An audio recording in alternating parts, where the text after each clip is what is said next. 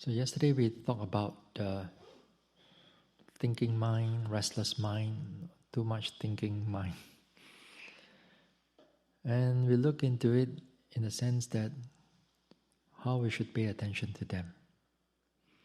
We should, at least in the first place, we can able to, there's some degree of small little mindfulness, and we can able to catch it and recognize it that these thoughts has a reason. Then also we must able to accept them. Because the thoughts that comes up, it can come in so many ways. It comes with emotions, it comes with images, it comes with things that you don't like, or things that you like, people that you like, people that you don't like, situation that you like, situation that you don't like. So in many ways it will come in, and your job is to learn to accept them, not to push them away, neither you should attach to them or welcome them. You got to learn to accept them as they are. And accepting them too, you are not into the story. You are as if like you are outside, observing that whoever or whatever situation that you are seeing, these are only creation of the mind. There's nothing there, only concept. So it's all created by the mind, but we know that it's been created by the mind. So you're able to step out, that means you're aware, you're mindful that the thoughts are there. So that is, in a way, acceptance. And I said again, the nature of acceptance is another facet of mindfulness. It's another part of mindfulness. Now, in order for us to turn that into vipassana, then is the next step, that we pay attention to the thoughts directly. When we pay attention to the thoughts directly means that when the thought arises, it still doesn't subside. Sometimes you notice the thoughts already subsided. And that one well and good, and let it pass. Then you continue on to note your whatever object. Then fine. But a lot of times it arises, but it does not subside. It still stays there. At that time, because it's a prominent object, then we take note of that and we pay attention to it. So yesterday I mentioned that directly you pay attention to it, see how the thoughts pass from one after another. You take note of it. Sometimes the changes of the thoughts can be a bit faster, like as if like one thought after another thought after another thought, and shoo, shoo, shoo, shoo, shoo, it passes through. But sometimes it goes slowly. Then it goes slowly. But you can feel a change there, something there. Or sometimes you can notice that the thoughts getting stronger, stronger. Then after that it starts to fade and fade and fade, and it subside and disappear. This is how we turn the thought into a vipassana objects. Now, this is how Chittanupassana has to be done. You have to properly noticing how the changes of the thoughts. So a lot of times people thought that doing Chittanupassana, and they come in to meditate and then they notice the mind. Oh, my mind right now feeling peaceful. I know it's feeling peaceful. I'm accepting it that it's peaceful. Oh, my mind right now is having a lot of thoughts. I know that it's having a lot of thoughts. I do not fight it. I do not push it away. I'm there with it. Or my mind is very, very excited. Or my mind having anger right now. Now, if you notice object in this way, if you notice that object in that way, that you just only aware of them, this is not Chitta-nupassana yet.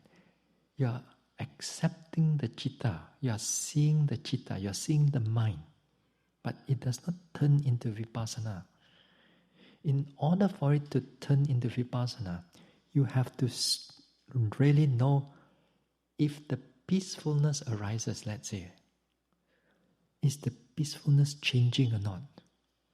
Is the peacefulness getting stronger, getting more, getting less? It disappears after it comes again. Then you are seeing it in terms of Chitta-nupassana.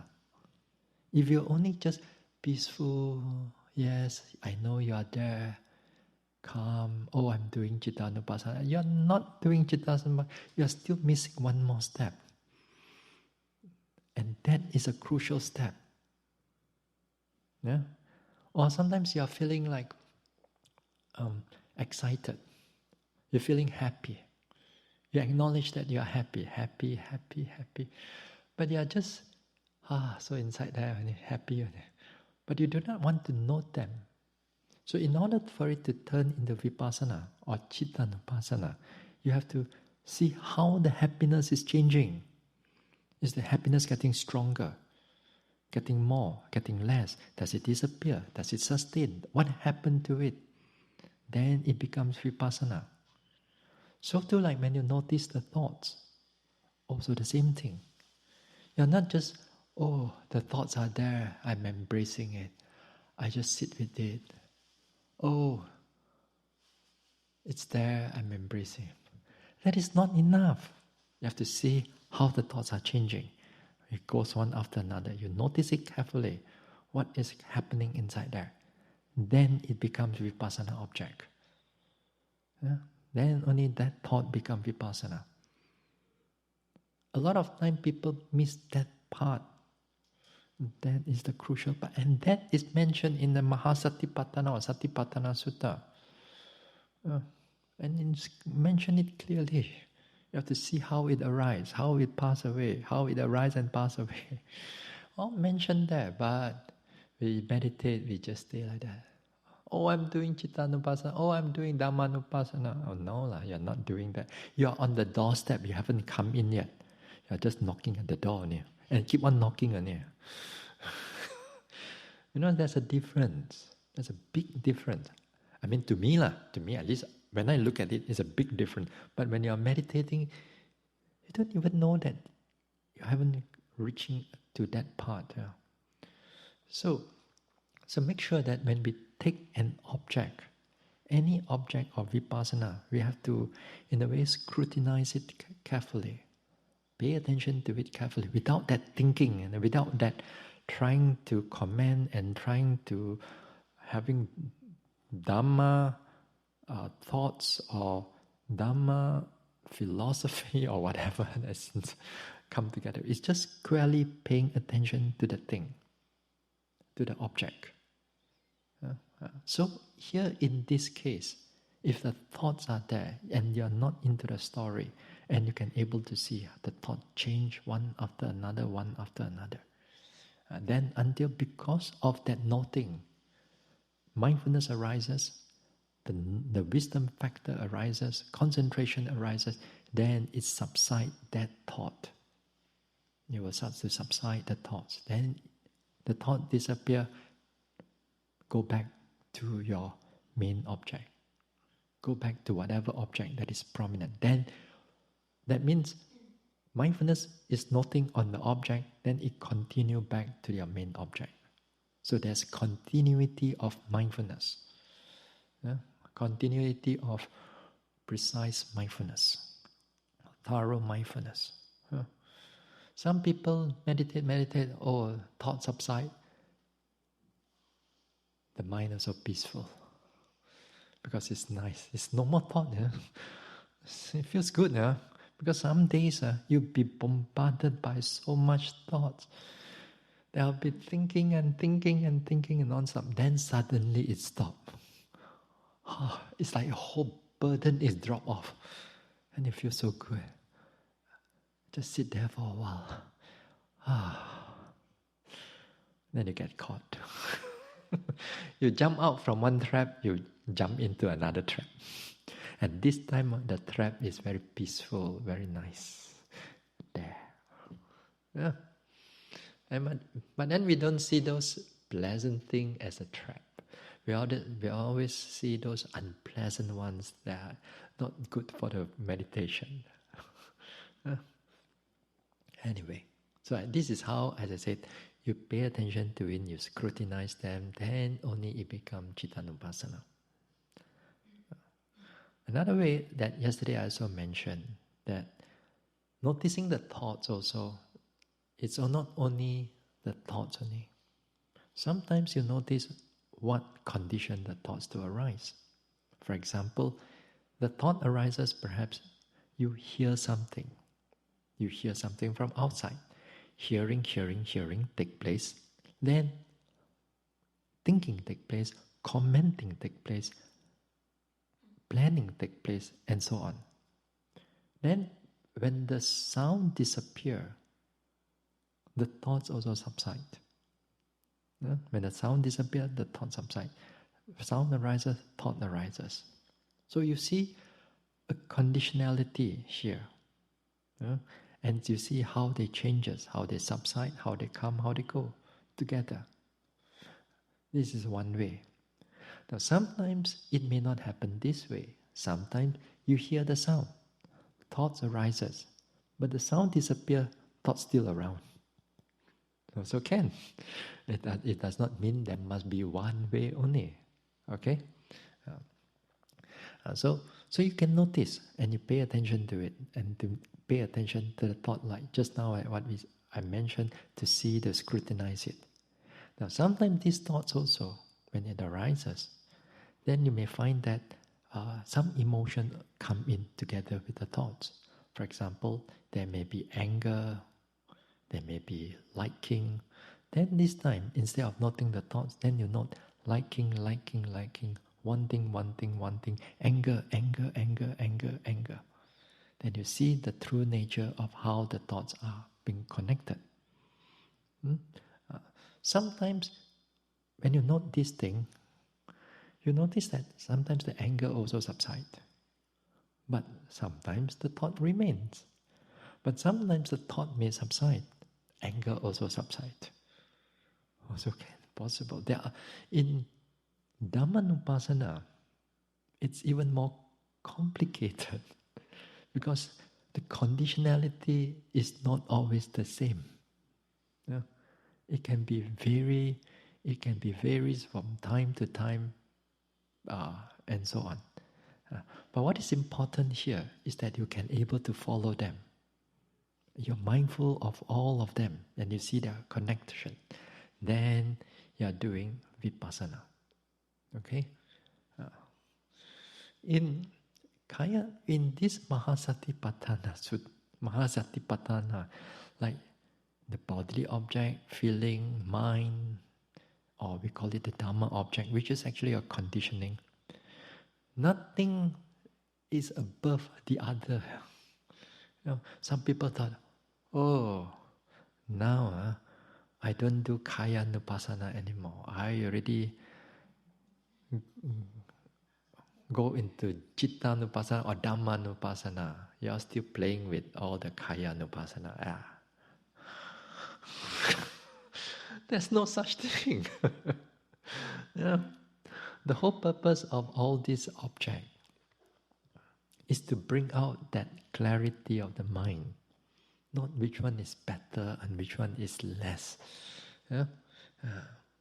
So don't look, when you do certain meditation, don't think that we are all more better than others. Otherwise, it's all your arrogance, your conceit, your mana, the Pali says, all pops up. So a yogi, when it comes to vipassana, we have to be very flexible. Otherwise, we have to master all the 4 objects. You have to master them. If you don't master them, when some objects come in, you do not know what to do. Yeah? Because the mind is inflexible, stiff, or already hardened with certain view that this only is good, the rest is no good. There are some yogis are being taught in that way. Just too bad. Just too bad. This is not how it's being developed. This vipassana to be done in that way. You have to be able to master all of them. So it takes time to understand how to do it, and also it takes more time for you to practice. Yeah. So if one retreat you don't get it well, you can always come back. The next one. Or the next one, and the next one, and the next one. Until you die. And cannot finish, continue next life. So, all right. So, now this is how we notice this thing. There are also other ways how we can able to notice the mind and also to subside that thinking mind. There are also other ways. This way is that we don't directly notice the thinking mind. This time we arouse the mindfulness, arouse the clarity using another object in order to bring down that, to subside the thinking mind or overthinking mind or the restless mind. So what I mean is this. Say for example, you notice the thinking mind is a lot right now. Thinking a lot right now. And then after that, you notice it, but you gently bring your attention to another object. Some of you are doing, you're good at this in-breath, out-breath, right? This is very helpful when it comes to all the thinking mind. Yeah? Or rising, falling also. Or sitting, touching also can. Now, take for example the in-breath, out-breath. Yeah? Now, let's say the thinking mind is a lot. Now, you're aware of the thinking mind is there, but you don't have to scrutinize the thinking mind. You don't have to see them, how they change. You're aware of them. You gently bring the attention back to the in-breath, out-breath. Then you label them. In-breath, out-breath, in-breath. Then it will just go back and thinking, then you go in-breath, out-breath, in-breath. Then you let go, then it goes into a thought. In-breath, out-breath. Then you go and thinking, and in-breath, out-breath. Until the mind can settle on the in-breath, out-breath for a longer period of time. This time, your job is just to bring calmness, but not like scrutinizing the whole thing. It's just subsiding that thing, that overthinking or all the thoughts that coming in. Just subside them, just by in-breath, out-breath. Then after that, which is important, when the mind becomes calm and all the thoughts cleared, don't stay with the in-breath, out-breath too long. Then it becomes quiet and nothing much more. So what you should do? You should go and look for another object which is clear and you start noticing them. You're noting, and see how they change and whatever is going back to the rising and falling, see how they change and whatever that is going on. Then it becomes very helpful. That also one way you can try that. Okay? Or even back to the rising and falling. Same principle. Gently coax the mind to the rising and falling. See, for a short while, a few times, then it goes up again, thinking, planning. Gently bring it down again, rising, falling, then thinking, gently down, until you can stay with the rising and falling much more clearer. Then after that, you begin to notice it more carefully, long, short, fast, slow, whether this way and whatever that is going on with that rising and falling. Then you come back to the vipassana again. Or even the sitting and touching. Sitting and touching here, for example, you take your, let's say your palms that's touching. Same principle. The principle here again is to bring the attention out from the thoughts. Gently coax it out, gently persuade the thoughts out to the touching. Then you feel something there. If it's clear to you, you notice cold, cold, cold, or warm, warm, warm, or pressure, pressure, pressure. Then it goes back and thinking, and then bring it back again. Then bring it back again after a few times. Then try to notice whether the buttock you feel anything or not. Then you feel pressure, pressure, pressure, or hard, hard, hard. Then thinking. Then up and down, until you begin to stay down after that. There's also one way. What I'm saying, you are building up the mindfulness from another object rather than looking into it. Because at times, this restless mind is just so stubborn. Certain days, you feel that you're trying, today I can manage to control all this thinking mind. You think you're a hero. Wait till tomorrow come. Everything will hit you left and right, Then you just cannot take it. Then you must have different ways. Different way in order for you to calm it down. Or sometimes if you just cannot, then get up and walk for a while. Sometimes because mindfulness is not there, and the sitting is just a lot of thoughts, and you try this, you try that, nothing work. Then might as well get up and do a walking a little bit. Just more like right step, left step, feel more of a grosser aspect of the body. Then slowly just keep bringing mind back again to the body. That also can be helpful.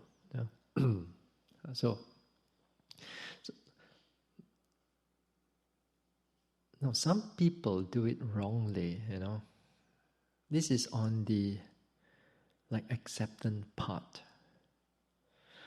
Some people sometimes, when they meditate on certain thoughts, because it's so ugly, they just want to suppress it on you.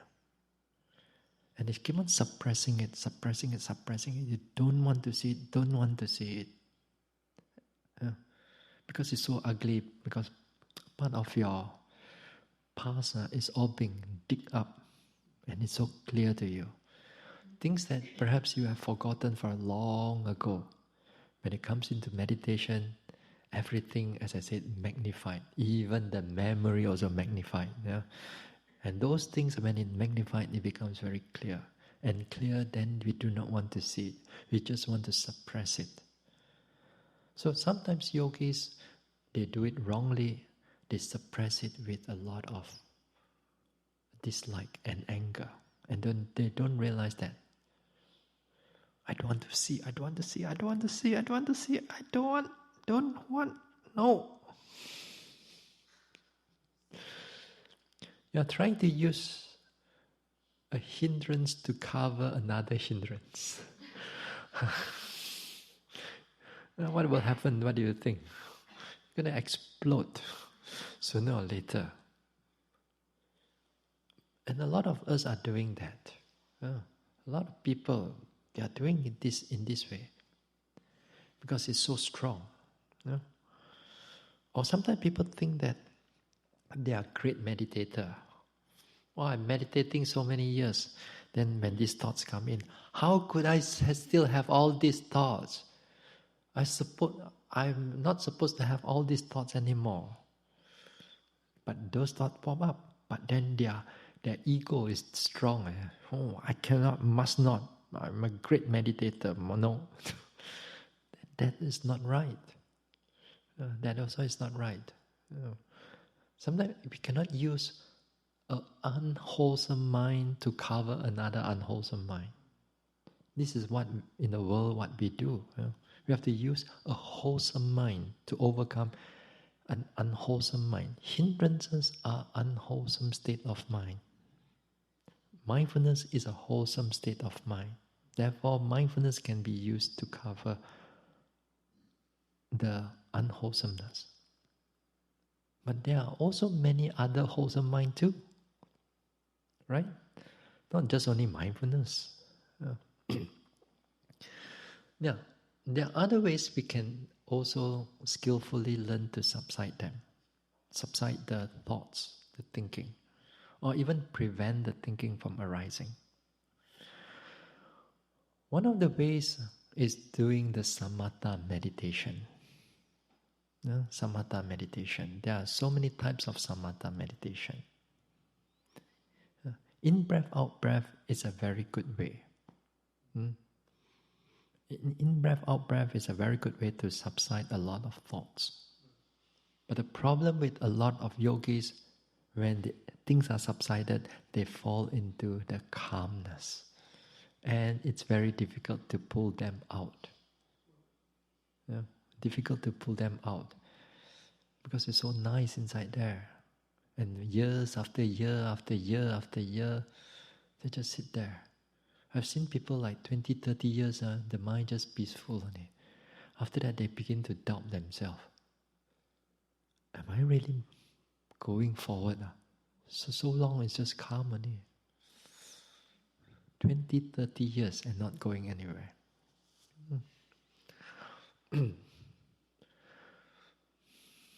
Now, samatha meditation, also you need mindfulness. You cannot run away from mindfulness. Mindfulness is like the base for everything wholesome, for every mental development. Whether you are going vipassana way, mindfulness. We're going samatha way, mindfulness also. Samatha also have its own certain development, a certain way of development. Some yogis think that, for example, they think that if they don't do vipassana, then they fall into samatha meditation. For example, they notice the in-breath, out-breath. They notice, they are supposed to do vipassana, let's say, Then they do in-breath, out-breath, in-breath, out-breath. Then everything becomes calm and peaceful. Everything becomes calm and peaceful. Then after that, the whole mind goes nothing. Or another yogi, they are taking up rising and falling. Take up rising, falling, sitting, touching, everything. Then after some time, all the objects disappear. Then it becomes calm. Then after they get up, I did not do vipassana meditation. I'm currently doing samatha meditation. That is wrong. That is totally wrong, actually. Sometimes yogi thought that if you don't do vipassana, automatically you jump into samatha. There's no such thing. You see, let me explain to you a little bit. Either you don't do vipassana, let's say you're doing vipassana. If you don't do it correctly, you fall out of vipassana and you are not inside vipassana. If you're doing samatha, if you do samatha wrongly, then you fall out of samatha meditation. You fall out of samatha meditation. So samatha also is a narrow window. Vipassana also is a narrow window. It does not mean that you don't get vipassana, then you're qualified for samatha. There's no such thing. Because even doing samatha meditation, there must not be any form of craving and attachment. If there's any form of craving and attachment, you are out of everything. Think, for example, you take notice the rising and falling, let's say. Then everything become calm and peaceful. Then everything become nice. Then you just sit there. Mind is just quiet. oh, I'm in samatha right now. No, you're not in samatha because the craving is there. Yeah. Even when you do in-breath, out-breath as a samatha way, mindfulness is still following the breath now. It's still following the breath without going into attachment of calmness. The calmness is at the background, yes, but the breath is still there, and you're still following it. And whatever nimitta or object of the breath is there, you're still able to watch it, not just calm and peaceful. Anything that you fall calm and peaceful, the craving is just around the corner. It's already arisen, but it's subtle. It's behind that peace. It's just underneath the peace. There. Yeah. So the mindfulness is always important. So if you are no mindfulness, you're out of whether samatha or vipassana. So don't think that if you don't do vipassana, automatically you qualify for that. No, you're out of vipassana, you're out of everything. Yeah. Because the mindfulness is very important. And people don't realize that. So, now come back to the restless mind. Let's say you have a samatha-based background, which is good actually. If you are having done proper samatha practice, then that samatha practice can be very helpful in order to keep the hindrances in check, or they are very minimal if you do it rightly. Now, we also start off with some metta meditation, which is samatha. But we are not doing until jhana and so on. This is more like guided meditation. But there's a purpose to what we are doing too. Yeah? One of the purpose that this one is to help you to understand how to do the metta. But of course it needs a lot of explanation. But some of us, when we do metta, the heart is empty. Nothing, no metta, no love, no nothing, all empty. May I be free from harm and danger. I don't feel I'm free from harm and danger. May you be well and happy. You don't feel it, you just say only. Mentally, all the words there. One of the things that we are lacking is when we do metta, is that the heart does not truly feels it. I mean, when I do metta, I use the words that I'm familiar, and that words invoke that peacefulness or that goodwill towards myself and towards others, whichever being that I mention. Because those words are, for me it's good, but it may not be good for all of you. Say, for example, may all beings be free. May all the people in this country be free from all kinds of harm and danger. But in your heart, maybe some people I don't want to give them to. Maybe just I just cannot give to all of them. They are so terrible. Then we have that kind of difficulty to spread that metta, to reach out to all of them. That's why our metta is so little. So our heart is so hard. So here the metta, when we do this metta, is to, when I go through the words. Words is one thing. Do you feel it? That is another thing. The feeling is that metta, is the emotion that comes up together. It's metta. So make sure that when the words are there, the heart also must be there. If not, you're shooting empty ammo and nothing there. So make sure that the heart also have come together with it. Then, when the metta gets stronger and together with the mindfulness, concentration comes in. Sometimes when I do this metta with you, my words are getting less and less because the concentration comes in, the words does not want to come out.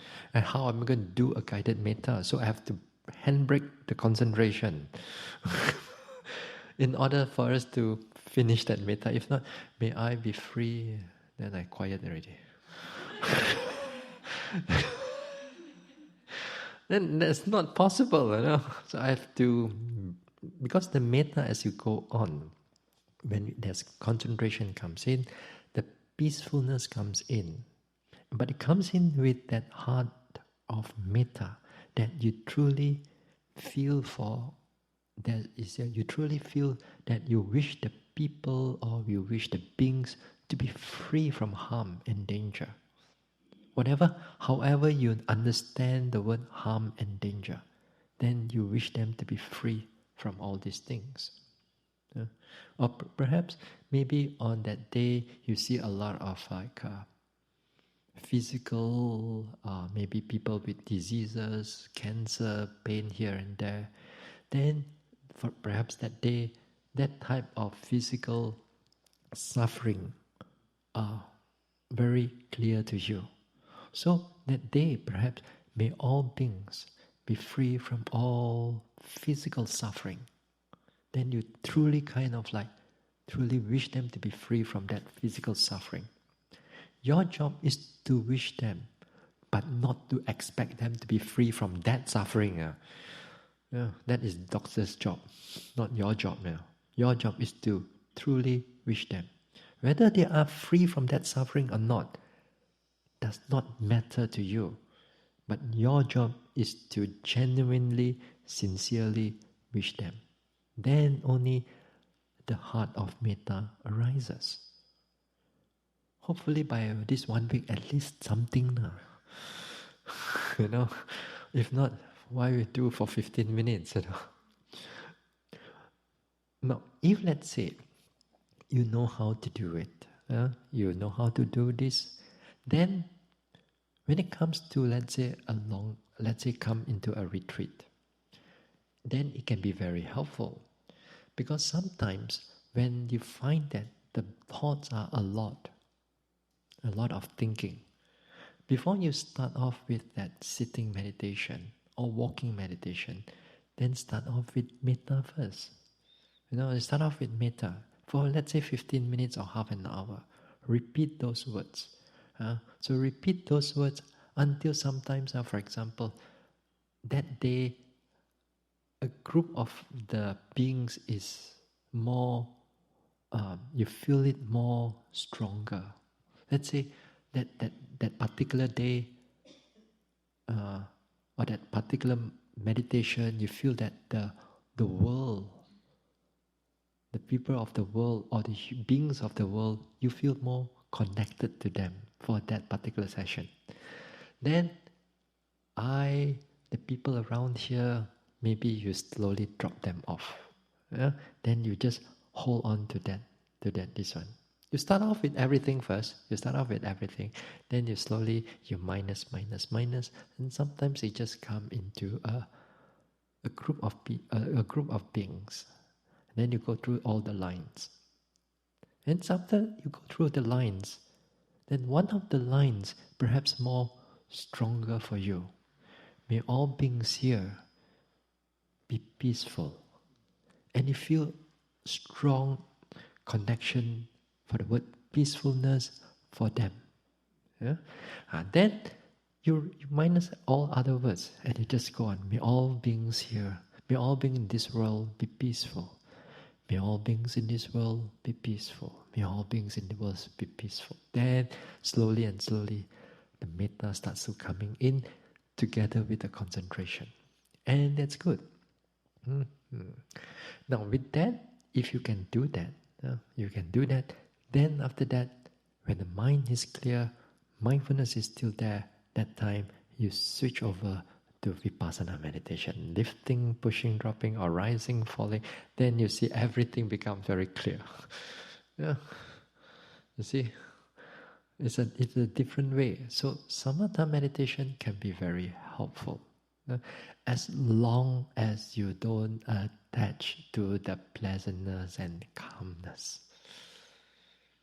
Part of the samatha meditation, it comes with, because the mind is peaceful, pleasant, attachment, craving towards them can be very strong. And the moment you come into vipassana, here pain, there pain, everywhere pain. And people, sometimes some yogis, they just cannot take it. They go back, may I be well and happy. May I be free. So that is another problem. Yeah, that is a problem for many yogis that I've seen before in the past. They get too attached to the pleasantness, to the calmness of the samatha, although they do it rightly. But the mind does not want to face the truth. And the truth is ugly. The pain is ugly. The pain is not pleasant to see. Rising, falling is not easy to see. Sensation here and there, not easy to see. Doesn't mean that you come out from samatha meditation, your vipassana has no pain. The pain is just waiting around the corner. The moment that your mind becomes clear, everything becomes clear.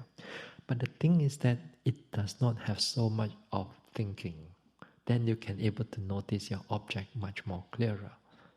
So it's good, in a way it's good if you have those things. If you have some form of samatha meditation. It helps to calm down. So various types of samatha meditation can be very helpful, connected with the vipassana, as long as I said, don't attach to the calmness. Now this, a lot of things that we have mentioned earlier on, it's about to, when it's there, we subside them, or we prevent them from coming up. But there are also other forms of prevention, which may not be meditation at all. And those are equally important. First thing I mentioned here when you come into the retreat, I said, don't talk. Don't message. Don't deal with your phone. Because this is one of the biggest source of your restless mind. When you start talking to another yogi, especially that we know of, you start talking to them and so on, and then that's it. Sometimes when the talking not finished, it carry to the sitting, the talking still continue. And for some yogis, and also myself, when I was practicing and then when I was talking around, sometimes it takes a few hours just to calm the mind down. And the mind is like going on the topic of what person said. Does she mean this? Does she mean that? I'm supposed to speak like that. I shouldn't speak like that. So that's why we have to keep it to a minimum. Noble silence doesn't mean that you cannot talk. It's not that sometimes there are certain practices, like in the Mahayana or even the Vajrayana, they are completely silent. Must not talk for, let's say, if they are time for 3 months, then 3 months, or 6 months, or 1 year, no talking at all. Anything must write in the paper to other people, and that's also another communication. But to them, you must not be able to open the mouth. Noble silence is not only your mouth closed. Noble silence means your mouth closed, but your mind still got mindfulness. Mindfulness and noble and the silence comes together, and it's good. You will find that for yourself. If, let's say, your mind getting more concentrated, more clearer, let's say the walking and so on, the desire to talk is very little. The desire to talk is very little because the mind able to notice what is going on. But when your mindfulness it's like sporadic here and there, then you feel like you want to talk and so on. That is where a lot of restlessness will start to come in. So whenever, especially for some of you, you come with your husband, wife, daughter, good old friends, and so long didn't see for 2-3 years because of the lockdown. Now see again, hello. Then you meditate together, feel so happy, everything you want to talk, share. While you are here, you are alone. You practice alone. So prevent all that talking as much as possible, unless it is necessary. Even when we are talking also, we are aware of that intention, what I'm going to talk. Then when you're aware of that intention to talk, just enough to able to communicate, keep it quiet, and to go on with your practice. Not like sit there and start having a cup of coffee. Then it becomes too much. So it's about, even when you come to an interview also, even you come to an interview also, you know what you're going to talk. You want to how you want to report these things. Then enough of talking. You have already conveyed your report across. I have given you some instruction whatsoever. Then about it, enough. Let's go. Whoosh. Out you go. Don't sit there and how are you, Bhante? You know, 3 years didn't see you. What have you been doing? No, these small talks and maybe first interview, okay, and then the next one, no, just directly to your practice. Come in, your practice, talk about your practice, finish, then go off. Then you minimize the talking. So too, like even the organizers also, don't go and talk to them too. Even in your roommate too, don't go back there and start to compare notes. I don't know what you are doing inside there. Anyway, what is important is that you go into a room, go into your kuti, do everything that what is need to be done without talking as much as you can. Go in there, sleep. The next day, 4 o'clock, 4:30, come out and start meditating. Then that is noble silence, and that it's really reduced a lot of our restless mind. So too, like reading, messaging, and all your whatever has to do with communication. Put them all aside. Make yourself, what the Americans say, off grid. Off grid. Disconnect all your internet. Don't worry about what messages, email comes in. Off grid. Nobody can catch you. Don't worry. You're still alive. Anything. The next time other retreat. Anything the household they want to catch hold of you. Let's say, go through the organizer. Ask them to send all the messages to the organizer. And if urgent, then they'll let you know. If not urgent, then doesn't matter. If not, it's very disturbing. It's very disturbing. All these small things. Not only this, but also how our actions, bodily action, physical action also, that also it can condition how our mind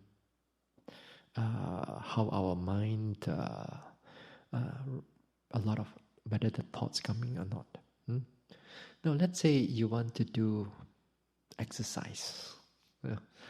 You want to do any form of exercise. Let's say you walk around, or you want to do a bit of yoga, pulling here, stretching there. Fine, as long as you don't disturb others, and also you slow down. Not too slow, but not too fast. As long as your mind does not run away. And go for a walk if you need the walk. Just go for 1 round, 2 rounds. Then you feel that your body is warmed up, your mind is clear. But while you're walking that time, just do it relaxingly, like what you are doing in a one phase, right step, left step. And don't let the eyes look at the birds or the trees or and whatnot, just keep it there. So even that daily activities, that small things here and there, keep your senses back to the body, just 5 or 6 feet in front of you. Don't let it run around. You can exercise. You can take the sun, after a week, only today the sun came out. So it's good. If you want the sun, it's okay. Just take it for a while, but don't sit there and just like you're in the beach. Just sit there and don't do anything. No, it's not that. You just go for a walk for a while, then come back, and after that, scrutinize, lifting, pushing, dropping, and so on. So everything else has to be done with mindfulness. So control your action. You do too fast, you act too fast, normally the mindfulness will disappear much more faster. So you slow down a little bit. Go to your room. In your room, just do it in a right step, right step, left step. Then there's more continuous in the mindfulness that will be reduced a lot of your thinking. So it's up to your effort. It's up to you. I'm sure this you cannot do it 100%. It's impossible. But sometimes keep trying. Sometimes you fail. Yes, at least you know that when you're not mindful, you know that you're not mindful. When you're mindful, you know that you're mindful. That is good. Because even when it comes into the Satipatthana Sutta, the Buddha says, when you're not mindful, you know you're not mindful. When you're mindful, then only also you know that you're mindful. So at least you know that a period, you acknowledge it, that this is not there's no mindfulness there, the mind disappear. So be aware of them. So when you're aware of them, for a longer period of time, you will see a trend that where are the areas that there's lack of mindfulness, where are the areas that you have more mindfulness. So after a while, you begin to know about yourself. Then you know that where to put a little bit more effort for that area. Then you slowly cover up for after a while in the practice. So this is something on the restless mind. We still got time. Let us continue with another topic. Now this one, it's totally the opposite of the restlessness. And what do you think? At least you know. Good. Sloth and topper. Two basic principles, they are different. One is too much effort. The restless mind is when you have wrong effort, becomes too much. Then the mind goes into a lot of thinking. Other words, also not enough mindfulness, not enough concentration, then wrong effort becomes too much. Whereas you come to the sloth and topper, this is not enough right effort. Not enough right effort. That means when the right effort is not enough, the mind is not activated, therefore the mindfulness also it's not there, and therefore the sloth and topper comes in. In the restless mind, we bring up the mindfulness, we bring up a calm mindfulness, a clear but calm, clear mindfulness. Whereas when you come into a sloth and topper, you bring up the active mindfulness. You bring up that active mindfulness in order for us to counter the sloth and topper, the drowsiness. So the principle is something like that. So we're going to exercise a lot of making that effort. a lot of making effort right now. Now, when we say sloth and torpor, tina mida in Pali, sometimes it's translated as dullness and drowsiness of the mind. Sometimes it translates as dullness and drowsiness of the mind. They use the word tina mida. It's actually there is two different defilements, but they come together. They come together. Now, in the Abhidhamma, the first one, the sloth or the dullness of the mind, or the Pali word is tina. This affects the consciousness, the citta. Okay? Affects the consciousness. The second one, mida. The second one, sloth, the torpor. It affects what we call the mental factors. Now, some of you already like, again, that. But to understand a little bit of this vipassana, actually a bit of Abhidhamma can be helpful. You don't have to be a scholar into it. I'm not a scholar. You ask me deeper Abhidhamma, I surrender to. I'm not good at it, but I know some of it because it's helpful in understanding vipassana theoretically. So anyway, these two things, they come together. Right? They come together. It affects different area of your mind. Although they come together, but one of them sometimes become more prominent than the other one. It may not be both of them are clear, but a lot of time both of them can be prominent together. But sometimes one of them can be more prominent than the other. Here, it also takes a lot of scrutiny on the dullness type of mind. For you, when I speak about this thing, what? Sleepy is sleepy. What is there? What is more to that?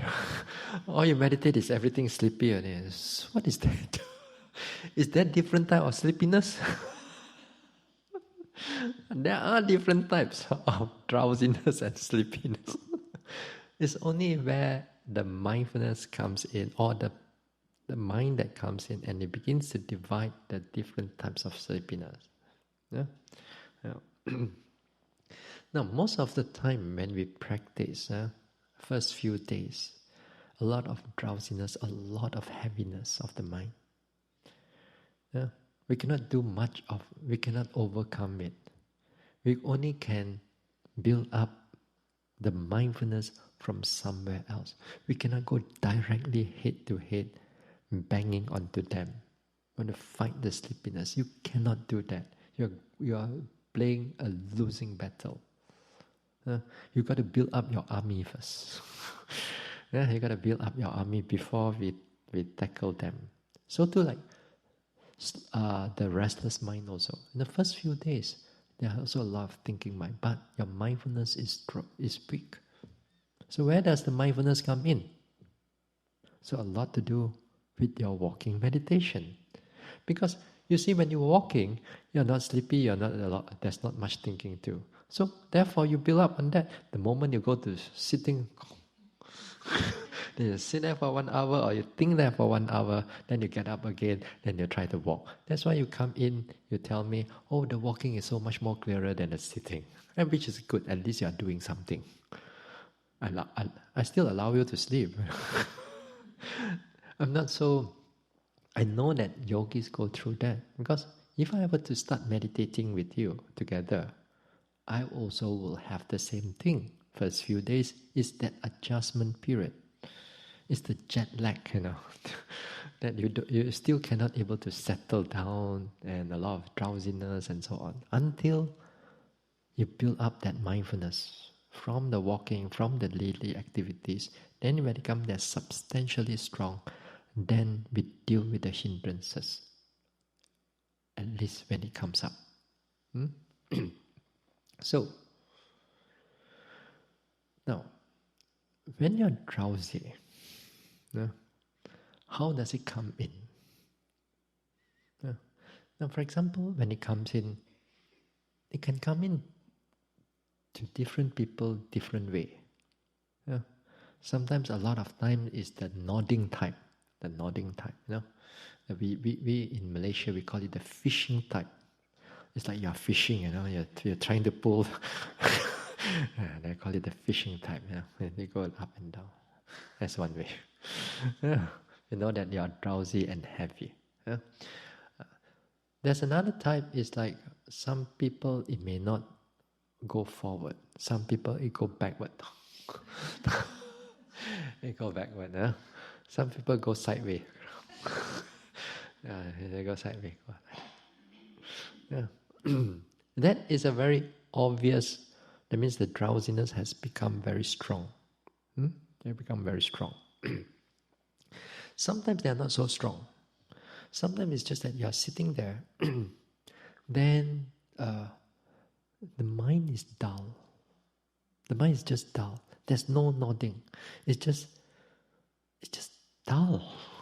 It's just dark and nothing there. You try to do something, it's just so strong, it's just dark. But you cannot do anything inside there. But there's no drooping of the head. There's no nodding of the head. There's no bending of the body and so on. It's just there. Or sometimes you're still alert, but you're lazy.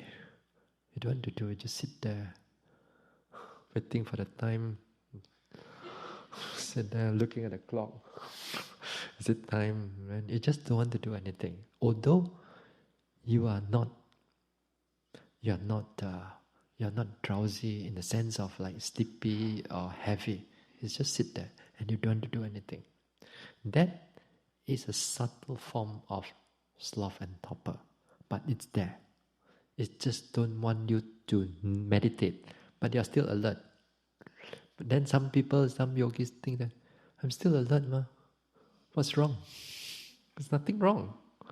But you don't realize that the sloth and torpor is already at the behind there. So before we go for the night, tomorrow also you will have sloth and torpor too, one way or another. Now, next time, when it comes in, take note of how the sloth and torpor take place. Whether the body is moving, or the head only moving, or whether they're getting dull, getting heavy, getting dark, or it become bright again, then it become dark again, become clear. Pay attention to it. Take note of it, see what is happening there. Then when you at least understand how the sloth and torpor take place, perhaps you got to be patient. It may take you a while for the sloth and torpor you can overcome it. But in the meantime, when it happens there, pay attention to it carefully. See how it changes. It's getting strong, getting weak, getting more, getting less, getting clearer, brighter, then it comes back again, whatsoever. Pay attention to it. Then you take notice it. Now when you take notice it at this time too, you notice it carefully.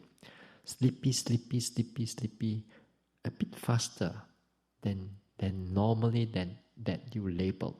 Then you observe how the sleepiness getting more, it getting less, it getting fast, it getting clearer, this one. And everything that your body is doing, don't hold back, don't, but just watch how the body is coping with it, how the body is or the head is moving and so on. And all the time, keep watching it. And then pay attention to it in this way.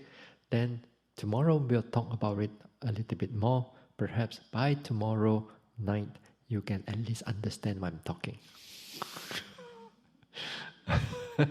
Okay, so we stop here for tonight.